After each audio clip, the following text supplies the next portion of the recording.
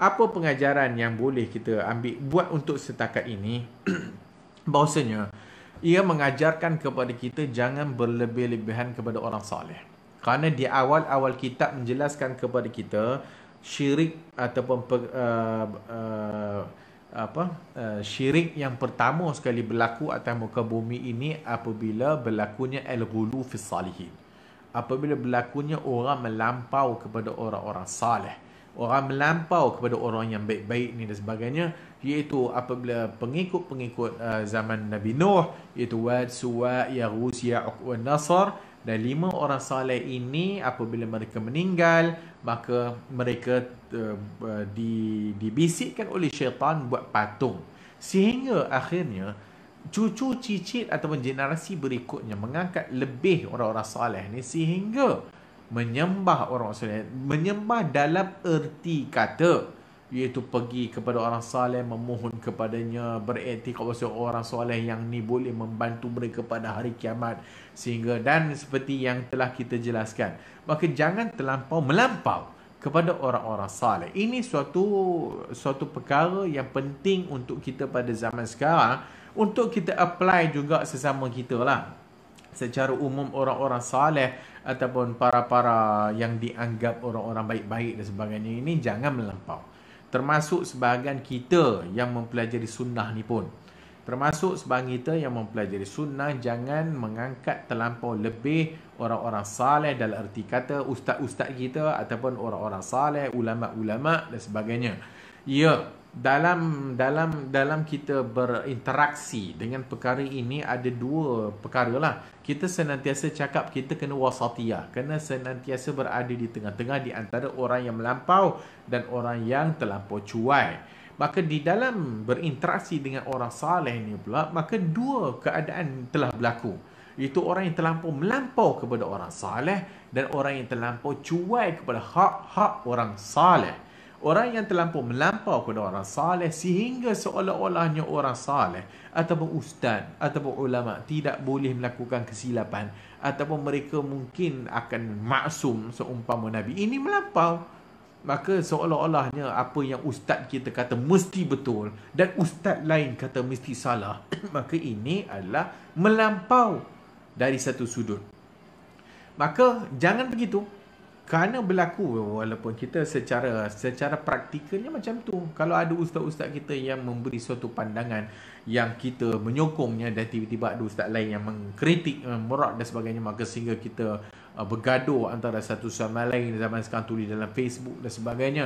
Itu walaupun kita dah mempelajari sunnah ni, tetapi kadang-kadang kita tak sedar bahawa perbuatan kita itu akan sama seperti orang-orang yang melampau kepada orang saleh, menganggap ustaz-ustaz itu apa yang disebut mesti betul, menganggap bahawasanya apa pandangan-pandangan yang disebutkan oleh ustaz itu, kalau ada ustaz lain yang rak, ustaz itu bodoh, kalau ada ustaz lain yang rak, ustaz itu teruk dan sebagainya, tak reti ilmu dan sebagainya. Maka jangan melampau. Maka bubuh orang saleh ataupun orang-orang ini di tempatnya. Maka jangan mengangkat lebih had. Belajar dengan ramai orang. Belajar dengan orang A, orang B, orang C. Dengar daripada pandangan A, pandangan B, pandangan C. Supaya bila kita belajar dengan banyak guru dan sebagainya, kita tidak jadi ghulu. Kita tidak jadi melampau. Kita akan tahu mana had yang sepatutnya, mana had yang tak boleh melebihinya ataupun melampauinya. Dan kita tahu mana had yang sepatutnya kita react. Maka ini yang apa yang sepatutnya kita fahamilah daripada kitab tauhid yang kita belajar ni.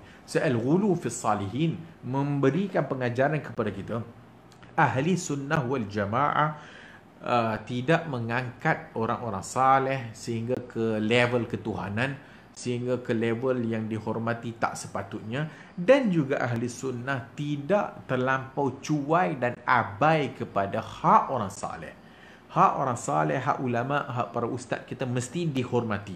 Mereka mesti dihormati. Dan mereka mesti kita sanjung dalam erti kata hormat kepada ilmunya dan belajar kepada ilmunya.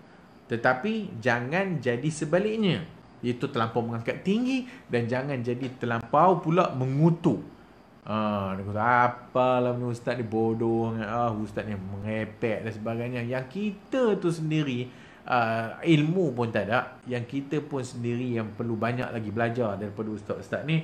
Maka letakkan orang-orang ni pada tempatnya. Jangan terlampau ifrat, jangan terlampau tafrid. Jangan terlalu melampau, jangan terlampau cuai. Mesti berada senantiasa di tengah-tengah. So ini adalah perkara yang penting, pembelajaran yang penting dalam perkara tentang kepada orang-orang saleh dan sebagainya ini, supaya kita tidak melebihi had sehingga zaman sekarang dah menjadi bercelaru, habis semua bergaduh, semua nak pergi bergaduh, tak ada kerja kan. Dia pula lebih-lebih had daripada gurunya. So ini pengajaran yang sepatutnya kita senantiasa ingat dan jangan terlampau lebih sangat dan terlampau lajak sangat. So belajar dan mohon kepada Allah. Tujuan kita mempelajari ilmu adalah kerana ikhlas kerana Allah. Tujuan mempelajari ilmu adalah kerana untuk menghilangkan kejahilan diri, dan tujuan mempelajari ilmu adalah untuk menghilangkan kejahilan dalam masyarakat. Dalam masa yang sama, bahasanya tidak ada orang yang maksum. Kullu bani adam khata'un, semua orang melakukan kesilapan. Termasuk sebagai ustaz-ustaz dan sebagainya, mungkin ada pandangan-pandangan dia yang mungkin perlu dilihat semula. Mungkin ada pandangan-pandangan yang perlu kita timbang berdasarkan dengan ilmu-ilmu yang lainnya. So tak ada istilah pada zaman sekarang mesti dia saja betul, mesti salah. So apa-apa pun mohon kepada Allah Subhanahu wa taala supaya Allah memberikan kita ilmu yang bermanfaat, ilmu yang berdasarkan Al-Quran dan sunnah Rasulullah sallallahu alaihi wasallam, dan ilmu yang boleh membentuk akhlak kita menjadi akhlak sebagai talibul ilm, akhlak sebagai orang yang menuntut ilmu, dan jangan terlampau cuai dan terlampau melampau dalam perkara ini. Wallahu a'lamu bis-shawab.